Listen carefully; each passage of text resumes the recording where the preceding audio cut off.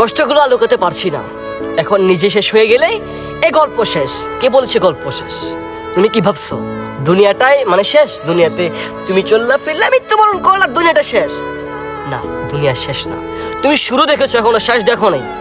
তোমার শেষ হবে আখিরাতে, আল্লাহ তাআলার কাঠগড়ায়, আল্লাহ তাআলার হাসরের ময়দানে পাই পাই করে হিসাব নিবা আল্লাহ তাআলা।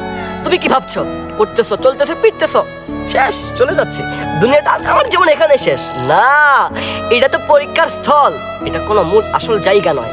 তোমার আসল জায়গা হচ্ছে আখিরাত। তুমি দুনিয়া দেখেছো, তবে আখিরাত দেখোনি। তুমি কবর দেখেছো, তবে কবরের আযাব দেখোনি। তুমি আল্লাহ তাআলার নাম শুনেছো, তবে আল্লাহ তাআলার ভালোবাসা এবং কি আল্লাহ তাআলার শাস্তি সম্পর্কে তোমার কোনো ধারণা নেই। একটা কথাই বলি যে যেখানে আল্লাহ তাআলা কুন বললো ফায়াকুন হয়ে গেল, তবে একটা কথা মাথায় রাখিও যে প্রিয় মালিক কিন্তু তোমাকে অনেক ভালোবাসে।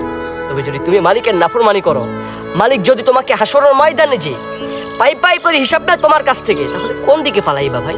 তাই বলতেছি সময় আছে এখনো, পরিবর্তন হয়ে যাও প্রিয় ভাই আমার, পরিবর্তন হয়ে যাও।